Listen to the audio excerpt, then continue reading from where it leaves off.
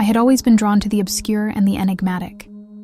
From a young age, I found myself fascinated by tales of the supernatural, the unexplained, and the eerie. As an adult, I made it my mission to seek out the inexplicable, to confront my deepest fears. Little did I know that my insatiable curiosity would lead me down a path filled with terror and darkness. It all began on a cold, misty night in late October. The rain tapped insistently on the window pane of my cozy, isolated cabin deep within the woods. I was alone, as I often preferred to be, with only the dim light of the fireplace casting eerie shadows across the room. The isolation had become my sanctuary, a place where I could immerse myself in the chilling stories of the paranormal, surrounded by the solitude of the wilderness. On that night, I found myself engrossed in a worn-out journal I had discovered in a dusty antique shop. The journal had belonged to a man named Nathaniel Blackwood, who claimed to have encountered otherworldly beings he referred to as the shadowed whispers. His words described them as elusive, malevolent entities that existed on the periphery of our reality, lurking in the darkest corners of the world. Nathaniel's journal spoke of his relentless pursuit of the shadowed whispers, an obsession that ultimately consumed him. He described how he had followed their cryptic trail to an abandoned mansion nestled deep within the forest, the very same forest that surrounded my cabin.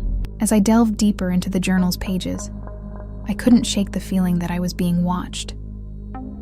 The sensation of being observed grew stronger with each word I read, and a shiver crept down my spine.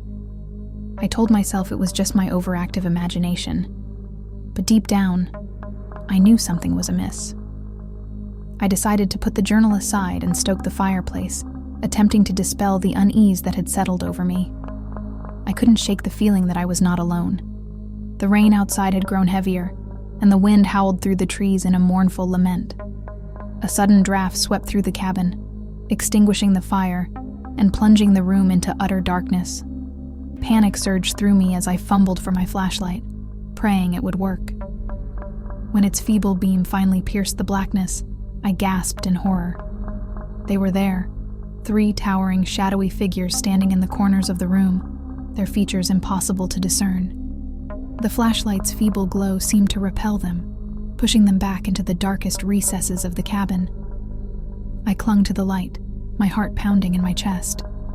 The shadowed whispers did not move.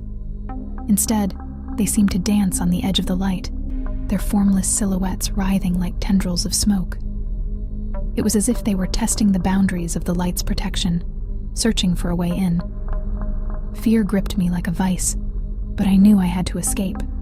I lunged for the door, flashlight in hand, but as I reached for the handle, one of the shadowed whispers reached out with a shadowy tendril and brushed my hand. The sensation was icy, like death itself, and I recoiled in terror.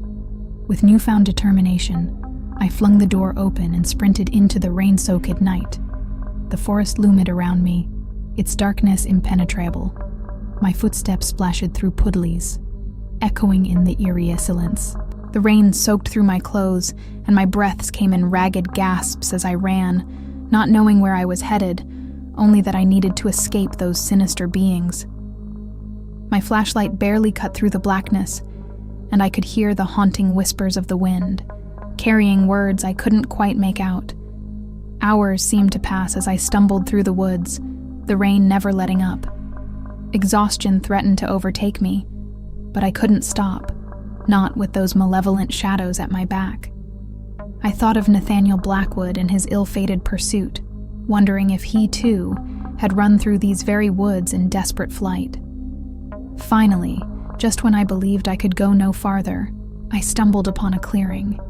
In its center stood the same mansion Nathaniel had written about, the decrepit, forsaken structure that had drawn him into the clutches of the shadowed whispers.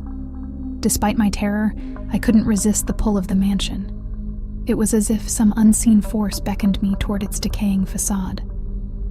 With each step, the whispers in the wind grew louder, more insistent, and I couldn't help but listen. "You are ours," they murmured, their voices like a chorus of the damned. "You belong to the shadows now."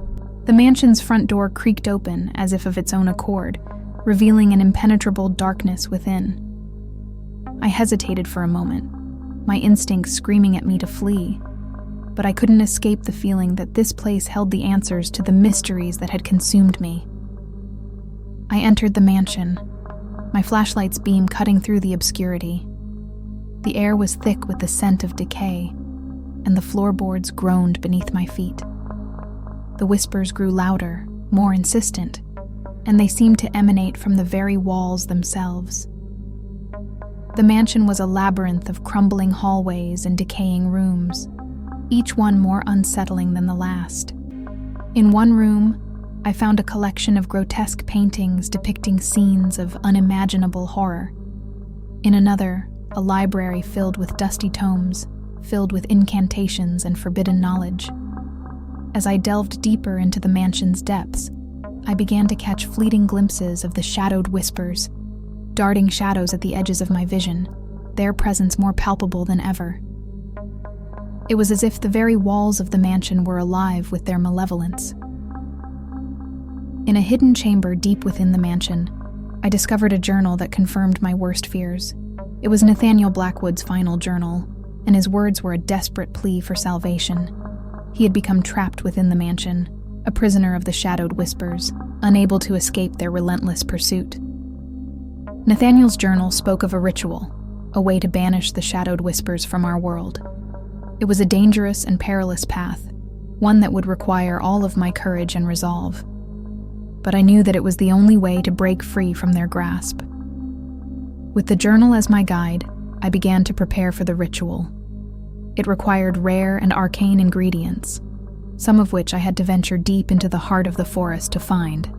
Each step of the ritual was fraught with danger, and the shadowed whispers continued to haunt me at every turn. As the ritual reached its climax, I found myself standing in the very room where Nathaniel had met his tragic end.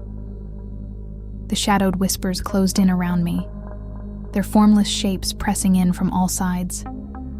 But I was determined to succeed, to banish them from this world forever. With the final incantation, I unleashed a blinding burst of light that seared through the room, dispelling the shadows and banishing the shadowed whispers once and for all. The mansion shook and groaned as if in agony, and I knew that it would soon crumble into ruins. As I stumbled out of the mansion, I watched as it collapsed in on itself, consumed by the darkness it had harbored for so long. The rain had finally ceased, and the moon emerged from behind the clouds, casting a silvery glow over the forest. I had survived, but I knew that the horrors I had witnessed would stay with me forever. I had come face to face with the shadowed whispers, and I had emerged from their clutches by the skin of my teeth. As I made my way back to my cabin, I couldn't help but wonder if there were others like me, drawn to the mysteries of the supernatural, who would one day find themselves entangled in the web of the shadowed whispers. I could only hope that my story would serve as a warning, a cautionary tale of the darkness that lurked in the hidden corners of our world. And as I settled back into the solitude of my cabin, I couldn't shake the feeling that the shadows still whispered to me, their malevolent voices carried on the wind, a haunting reminder of the terrors I had faced and the darkness that would forever linger in my soul.